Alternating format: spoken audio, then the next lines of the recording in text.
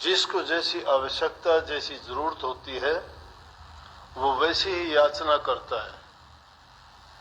और निश्चित रूप से जिनके हाथ गुरु है, जिनके साथ गुरु है, जिनके माथ गुरु है, जिनके सिर पर गुरु है, वो सनाथ है, अनाथ नहीं है। जिनके गुरु नहीं वो अनाथ हैं। वो कौन से दर पे जाएंगे, किस सहारे को ढूंढेंगे, किससे अपनी बात करेंगे, किससे प्रार्थना करेंगे। लेकिन जिनके गुरु साथ है और गुरु जिनके मात है, गुरु मात का मतलब हमेशा गुरु को जो अपने विचार ख्यालात में रखता है, हमेशा उसको याद रखता है, पल के लिए नहीं भूलता। नहीं भूलने का मतलब क्या है? यही नहीं कि सब काम छोड़ के वो गुरु गुरु ही करता रहे, नहीं। ख्याल में जब गुरु है, हर काम में गुरु कैसे है कि कोई भी काम करते हो तो उसमें तुम्हें गुरु की याद आती है कि मैं जो काम करने जा रहा हूं इसमें गुरु की रजा है कि नहीं है। मैं जो करूंगा ये कोई गलत काम तो नहीं होगा। क्या गुरु ने इसके लिए बताया है कि ये गलत है या सही है? जो काम तुम्हें ये लगता है कि इसमें गुरु की मौज, गुरु की आज्ञा नहीं है, या गुरु ने जिसको मना किया है, वो काम नहीं करना चाहिए। कभी भी उसमें आपको लाभ नहीं हो सकता। अगर गुरु कहता है, चाहे वो गलत भी क्यों ना हो, उसमें गलत सही का ख्याल नहीं करना, क्योंकि गुरु ने वो आजमाई हुई बात कही है। गुरु का उन चीजों के प्रति अनुभव है, तभी वो बात बताई है कि ये कर्म निषेध है तुम्हारे लिए और ये कर्म आपको करना चाहिए। और गुरु जब ताड़मार करता है तो ये ना समझो कि गुरु ने मुझे क्यों ऐसा कहा, क्यों गुरु ने मुझे कटु शब्द कहे, क्यों गुरु मेरे ऊपर कोप किया, गुस्सा किया। वो कोई अपराध नहीं किया आपके लिए, आपका कल्याण किया। ताड़ मार जो करें गुरु तो समझो काट्यो कर्म पूर्व लोक कर्म। हम नहीं जानते कि हमारा पूर्व का कर्म क्या था और क्या उसका परिणाम हमें भोगना था, लेकिन जो ताड़ मार का समय गुजरा उसमें समझ लो कि बहुत बड़ा कर्म और पाप था गुरु ने अपनी कृपा करके। लेकिन वो कृपा आपको दर्शाई नहीं, आपको दर्शाई क्रोध के रूप में। अगर ये जीव इतना ही समझदार होता तो ये गलत काम करता ही नहीं। गलतियां कब होती हैं? गलतियां जब होती हैं कि ये समझता नहीं है। समझ कब आती है? जब कर्म कर जाता है, फिर तो वो परिणाम का भागी हो जाता है, फिर सुधार करना उसमें कठिन होता है। हाँ, सुधार करना होता है तो उसके लिए यह है कि आदमी अपनी गलती को करके उससे सबक ले ले, शिक्षा ले ले, तौबा कर ले उससे कि मैं भविष्य में ऐसा नहीं करूंगा, समझ जाएगा। लेकिन गुरु जहां पे तुम्हें ऐसा करता है तो समझो कि तुम्हारे जो थे कर्म तुम्हें भोगने थे, जिनका कष्ट और दुख तुम्हें झेलना था, वो गुरु ने सहज में ही वचन का ही तुम्हें दुख दे के पूरा कर दिया।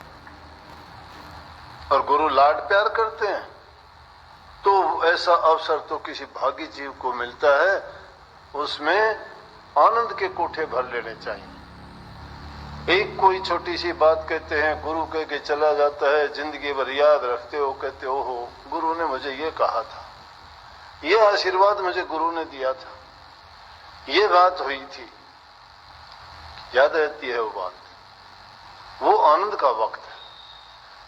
लेकिन उस बात को, ये गुरु की वचन की पालना है, यही गुरु भक्ति है और यही गुरु का ज्ञान है। गुरु के महत्व को जो जीव समझ जाता है तो समझो कि उसने अपने जिंदगी में सब कुछ पा लिया है। लेकिन जो गुरु को समझता नहीं है, गुरु को मानता नहीं है, गुरु को ना मानने का मतलब क्या होता है?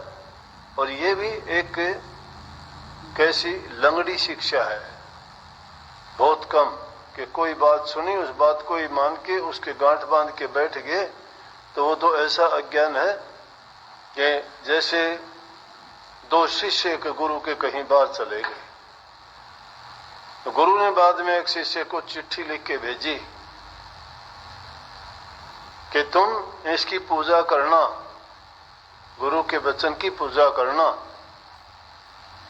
गुरु ने क्या वचन फरमा के भेजा था? खाने कमाने के लिए भेजा था। एक था, उसने गुरु की बात को मान लिया कि गुरु ने क्या कह के भेजा था कि खूब खाना, खूब कमाना, खूब मेहनत करना, खूब कमाई करना, हक हलाल की करना, ईमानदारी की करना। उसने गुरु के वचन की पालना की, बड़ी मेहनत की, बहुत पैसा कमाया, धन कमाया। दूसरा था, उसको जो चिट्ठी दी गई उस चिट्ठी को रख के रोजाना उसकी पूजा करता रहा। काम वाम कुछ नहीं करना। उसने कहा कि गुरु ने कहा पूजा करना, पूजा समझा नहीं पूजा क्या करना है। उस चिट्ठी को रख के उसको रोजाना उसके सामने हाथ जोड़ के बैठ जाता, उसकी पूजा करता रहता। जब चलने का वक्त आया और वहां आके पहुंचे तो एक खाली हाथ जाता है, एक जाके मालो माल होके जाता है। वो कहने लगे मेरे पास तो कुछ भी नहीं है, मैंने तो गुरु के वचन की पालना की। गुरु ने कहा था कि पूजा करना इस मेरी बात की, मैंने उनकी बात की पूजा की है। ये चिट्ठी लिखी हुई थी, रोजाना मत्था टेकता था, रोजाना धोख लगाता था, इसकी पूजा करता रहा। गुरु के सामने गए, गुरु ने कहा तूने क्या किया? बोले जी बड़ा काम किया, बड़ी मैंने तो आपके वचन की पालना की, आपने कहा था पूजा करना, पूजा करता रहा। बोले अरे मूर्ख, जो बात को समझा नहीं, पूजा करने का मतलब क्या है? अब ये गुरु भक्ति को इसी तरह से हम लेते हैं। गुरु की बात जो होती है, गुरु गांठ बांध के ये नहीं कहता तुम घर छोड़ दो, खाना कमाना छोड़ दो, तुम अपने सभी प्रकार के काम छोड़ के तुम एक गुरु ही गुरु गाते रहो, नाम ही नाम गाते रहो। ये गुरु नाम, ये गुरु को मस्तक पर रखना नहीं है, गुरु की आज्ञा का पालन नहीं है, ये गुरु की भक्ति नहीं है। गुरु की भक्ति गुरु की शिक्षा है।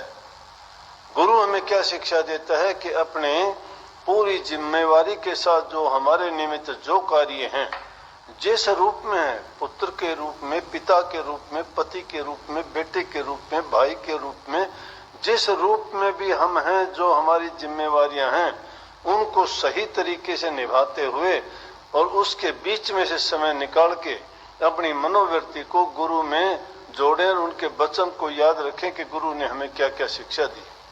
अरे नाम का गुरु है, गुरु गुरु करते हो, गुरु के फोटो घरों में रखते हो, गुरु के वचन की कोई पालना नहीं, घरों में हालात ऐसे बना देते हो जैसे कि किसी दो देशों के बॉर्डर पर लड़ाई चल रही हो। सास बहू का झगड़ा है, बेटे बाप का झगड़ा है, भाई भाई का झगड़ा है।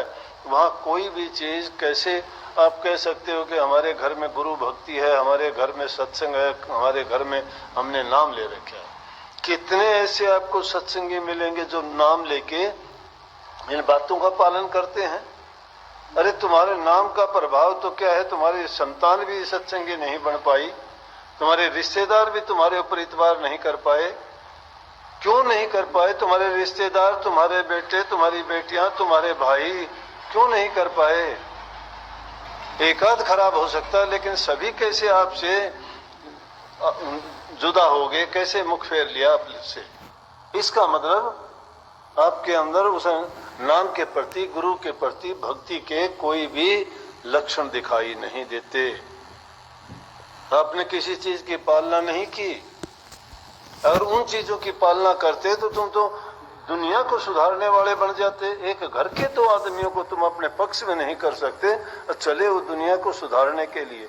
डींग मारते हो, भजन करते हैं, सत्संग करते हैं, नाम लेते हो बड़े बड़े संतों के, उनके उदाहरण देते हो, क्या काम आएंगे उदाहरण?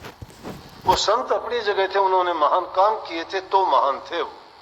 तुमने कौन सा महान काम किया है? गुरु की आज्ञा नहीं, गुरु का वचन नहीं, कोई अच्छा नेक काम नहीं, किसी से प्यार नहीं, जबान में मिठास नहीं, किसी के प्रति कोई अच्छी भावना नहीं, बुराइयों में जिंदगी बिताते हैं। बताओ, घरों में अशांति कर लेते हो, दिन में दिल में वही अग्नि भभकती रहती है पूरा दिन। वहां कैसे आपको नाम, शांति, संतोष और कैसे उनमें सुमति और अच्छे गुण ठहर से पाएंगे?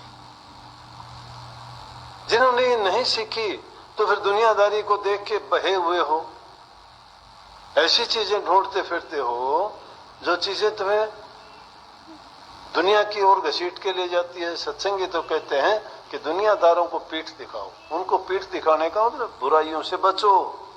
ये दुनिया एक काजल की कोठड़ी है, काल की कोठड़ी है, इसमें कलंक लगते हैं, इसमें जितने फंसोगे उतने ही कलंक लग जाएंगे।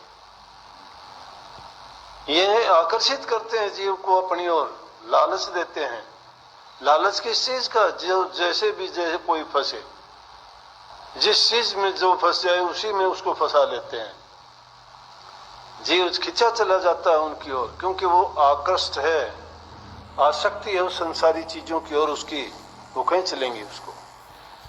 उदासीनता नहीं है उसकी उनके प्रति, अनासक्ति नहीं है, आसक्त है, उन चीजों को चाहता है। जिस चीज को कोई चाहता है उसी तरफ वो चीज उसको मिल जाए तो फिर भाड़ में जाए, गुरु भाड़ में जाए, भक्ति और परमात्मा, फिर क्या कैसे क्या काम आएगी वो भक्ति? भक्ति है क्या?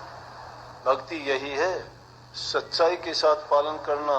संतों के पास क्या है? संत पहले इंसान के जीवन को सुधारने की बात, फिर उनके पारिवारिक जीवन को अच्छा बनाने की बात, फिर समाज में अच्छे प्रकार के नेक पुण्य के काम करने के लिए उनको प्रेरित करते हैं। ऐसे समाज में रह के ऐसे अच्छे काम करके ही आदमी भक्ति के मार्ग पर आगे बढ़ सकता है। जिनके दिलों में द्वेष ईर्ष्या भरी हुई है, अच्छे काम जो नहीं है, दूसरे के हित की बात नहीं सोचते हैं, अपने हित को ही मुख्य रख के काम करते हैं, अपना हित जहां करते हैं वहां तो पांचों दोष इंसान को खसूट के लूट लेते हैं। काम है, क्रोध है, लोभ है, मोह है, अहंकार है। ये तो एक एक चीज के बस में आने से ही ये जीव ऐसा हो जाता है कि कहीं का भी नहीं रहता। और इसके बाद तो कितने उनके पीछे लग जाते हैं। फिर इच्छा है, आशा है, तृष्णा है, ममता है, मोह है, स्वार्थ है, लालच है, ये चीजें इंसान को कहाँ निकलने देती है। नाम गुरु का लेते हैं, काम क्या करते जाते हैं। ये जो समय बदलता जा रहा है, आज देखते हैं किसी की बस की बात भी नहीं है, क्योंकि अच्छी चीज को कोई मानने के लिए तैयार नहीं। अगर वो चीजें किसी को कही भी जाती हैं तो क्रोध आता है, दुख होता है। क्यों? वो उनकी इच्छाओं के अनुरूप नहीं है, वो जो चाहते हैं वो बातें नहीं हैं, ये उन बातों में उनकी रुचि नहीं है, ये बातें उनको इससे कानों से भी अंदर नहीं जाती। कम से कम कोई और बात हो, दुनियादारी की बात कोई भी हो, बुरी हो, किसी ने डाका डाल दिया, किसी ने किसी का कत्ल कर दिया, किसी ने किसी का और गंदी मंदी बात कितनी देखते हो, वो अगर हो गया आपसे पूरी कहानी सुन लो, सब के सब इतनी आपकी होगी, उसको जानने के लिए इतने ललायत रहोगे, उस बात की पुष्टि करने के लिए दसों से पूछोगे कि वहां हुआ था, वो क्या हुआ, वो क्या बात थी, वहां कैसे हुआ था। उस बात पर इतना जोर देते हो जिसमें हमारा कोई फायदा नहीं, जिससे हमारा कोई लेना देना नहीं और जिससे हमें कुछ मिलना भी नहीं। इंसान को वही बात सोचनी करनी चाहिए। नंबर एक, जो बात हमारे प्रति है, जो बात हमारे प्रति है उस बात को सुनना चाहिए। जो बात हमारे लिए नहीं है वो क्यों सुने। जिस बात से हमें कुछ लाभ मिलता है वो बात सुननी चाहिए, जिससे हमें लाभ नहीं मिलता उस बात को क्यों सुने। जिस बात से हमारा कोई हित होता हो और दूसरे का कोई नुकसान नहीं हो वो बात अवश्य सुननी चाहिए। नहीं, उस बात के लिए क्यों टाइम बर्बाद करते हैं और क्यों ही उन फजूल की बातों में पढ़ के हम अपने मन में कचरा भरते हैं। ये कचरा भर लेते हैं हम, ये बुराइयां, बुरी बातें, निंदा, खोटे कर्म, पाप कर्म देख के सुन के ये कचरा भरते हैं अपने दिमाग के अंदर। जब कचरा भर जाता है तो फिर भक्ति